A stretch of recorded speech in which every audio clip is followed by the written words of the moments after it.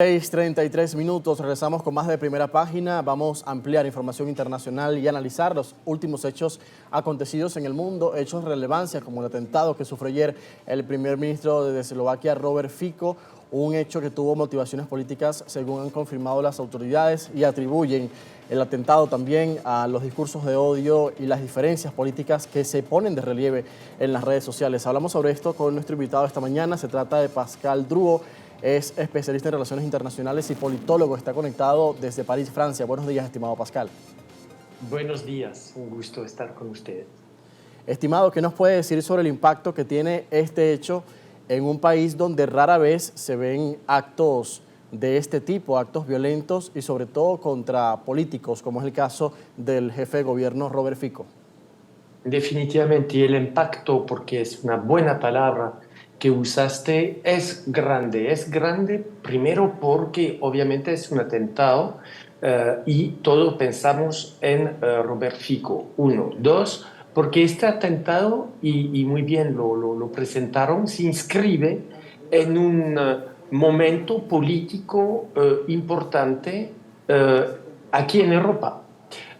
Estamos siempre 2 años y medio después con esa guerra en Ucrania, con una difusión de pro y de reservados hacia Rusia y obviamente este ambiente pesado se llevó también a esa temática en Eslovaquia y que rodea un contexto político que desgraciadamente llevó a esa tentativa de asesinato contra el primer ministro actual, Robert Fico. ¿Cree que tuvo que ver sus diferencias sobre el apoyo occidental a Ucrania? Él se negó en varias oportunidades a enviar armas a la nación en guerra, aunque ha dicho que no es prorruso. Sí, Robert Fico primero es una figura en Eslovaquia,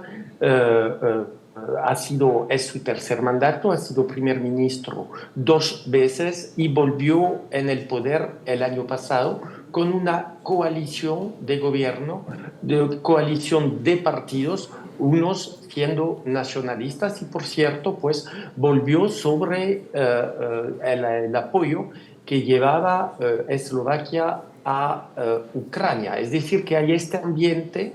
Definitivamente Robert Fico y su coalición aparecía con simpatías en Rusia, para Rusia, en ese contexto pues, de guerra en Ucrania, en un contexto en el cual la Unión Europea apoya económicamente y técnicamente a Ucrania en su guerra contra Rusia. Entonces, pues sí, ya vemos que se está desbordando en el ámbito político la problemática del conflicto entre Ucrania y Rusia e incluso adentro de la Unión Europea. Y es lo que muestra ese ataque contra el primer ministro. Impacta porque no es corriente que ya haya este tipo de ataque físico grave en Europa. Nos recordamos en los años 90, 80, 90, de los asesinatos de Olof Palme, por ejemplo, en Suecia, y en los años 2000 de Anna Lindh, la canciller, que murió por ser apuñalada, pero es cierto que este tipo de acciones no son frecuentes en Europa. Entonces significa algo en Eslovaquia, significa algo para Europa, para las democracias, razones por la cual se movilizaron tantos los representantes, jefes de Estado, de gobierno a nivel internacional, que fuese tanto el presidente norteamericano Joe Biden que condenó ese acto como Vladimir Putin, como la presidenta de la Comisión Europea, Ursula von der Leyen, como los jefes de Estado. Pienso obviamente al presidente francés, Emmanuel Macron, pues hubo una movilización para denunciar ese acto grave. Exactamente. Sí, reacciones de todo el mundo en este intento de magnicidio contra el primer ministro eslovaco Robert Fico. Ahora, ya que también entra de relieve la guerra de Rusia en Ucrania y las diferencias que hay en parte de Europa sobre este tema, hemos visto en los últimos días avances de parte de Moscú sobre el este ucraniano, sobre todo en la región de Kharkov, una ciudad y una región clave que intentó conquistar desde el inicio de la guerra en el año 2022. El presidente de Rusia, Vladimir Putin, en su gira por China, antes de eso, ha dicho incluso que está dispuesto a mediar en este momento de conflicto. Y esto llega también luego de que China ha reiterado su propuesta de paz de 12 puntos para lograr el cese de la guerra en Europa Oriental. ¿Qué posibilidades ve ahora?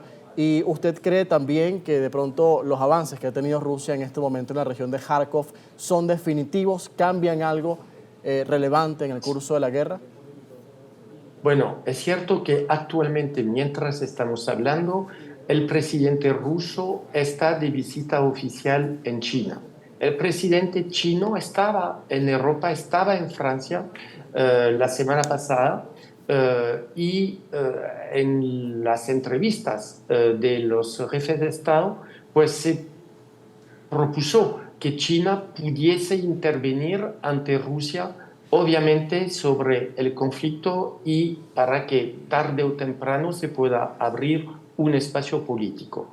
Mientras Vladimir Putin está en Beijing, están llevando los rusos una ofensiva en la región de Kharkiv. 30.000 hombres están involucrados rusos en esa región y, por cierto, esos 10 últimos días reconquistaron 268 kilómetros cuadrados, lo que no se había visto desde un año y medio. Ahora, hace pocas horas, Kiev afirmó que ya estaba recuperando resistencia en la región, es decir, que hay también esa guerra de comunicación, pero por cierto, Rusia está llevando una ofensiva, lo que es un acto fuerte, mientras se está esperando siempre por lado ucraniano esa ayuda norteamericana.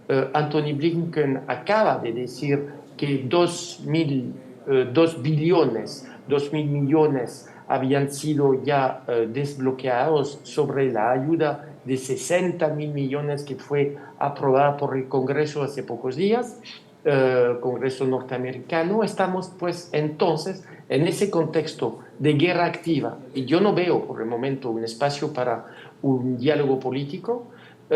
Estamos más bien en esa guerra y en un año absolutamente importante porque las elecciones en los Estados Unidos y porque pues Vladimir Putin ya tomó posesión de su quinto mandato hace pocos días, la semana pasada, y está pues en esa voluntad de mostrar una dinámica, una ofensiva rusa desde el principio de este quinto mandato. Bien, ya veremos entonces cómo avanza esta reunión y qué resultados concretos salen de la visita de Putin a Beijing. Ahora, ya para finalizar, Pascal, no me gustaría irme sin antes hablar sobre los hechos que están sucediendo en Nueva Caledonia, que es un territorio francés ubicado en el Pacífico y que está sumergido en una ola de violencia desde principios de semana. Van varios muertos y se decretó de parte del presidente Emmanuel Macron un estado de emergencia, además de la suspensión de la red social TikTok. ¿Cuál es la razón de este recrudecimiento de la violencia, algo no visto desde hace décadas? Sí, Nueva Caledonia es un territorio adentro de la República Francesa.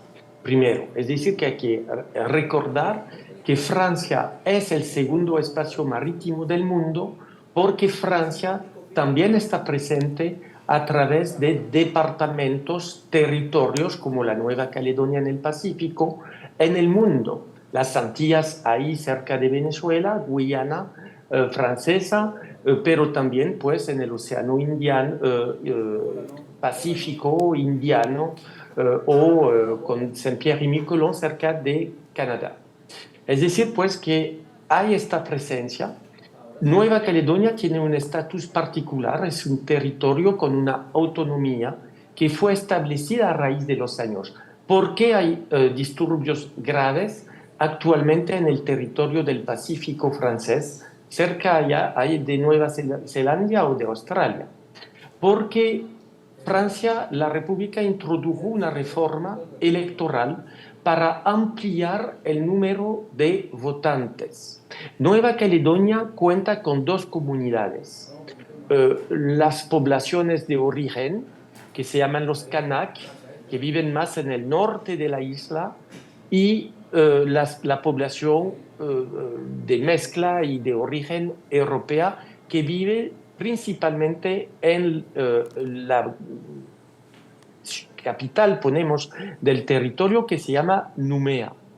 Desde los años 80 hubo momentos muy importantes que contribuyeron a una reforma social, reforma electoral, para que haya una representación a nivel local de esas comunidades.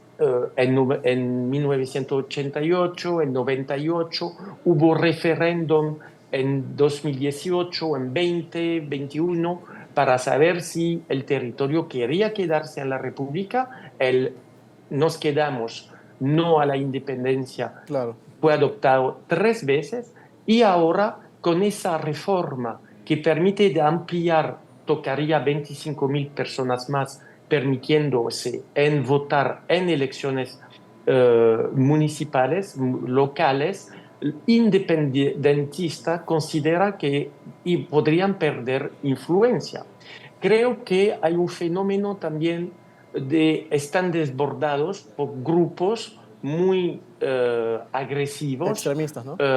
Violentos. Sí, extremistas, y obviamente que a través de los disturbios, pillajes que han quemado infraestructuras, están intentando crear este caos. La República Francesa, que tiene el deber de otorgar la seguridad llamando fuerzas públicas, acaba de haber una noche ahorita en Nueva Caledonia que pareció un poco más calmada, pero por cierto hay víctimas, personas que han sido matadas y heridos, y el momento pues es un momento de violencia pública que obviamente moviliza la República Francesa. Situación complicada, estimado Pascal. Le agradezco mucho por estos minutos en Primera Página. Gracias. Y además por hacernos entender ciertos temas que están en la actualidad internacional ante pues diferentes desafíos que tenemos en este momento en la agenda política. Gracias. Muchas gracias. Gracias. Hoy con nosotros Pascal Drouot,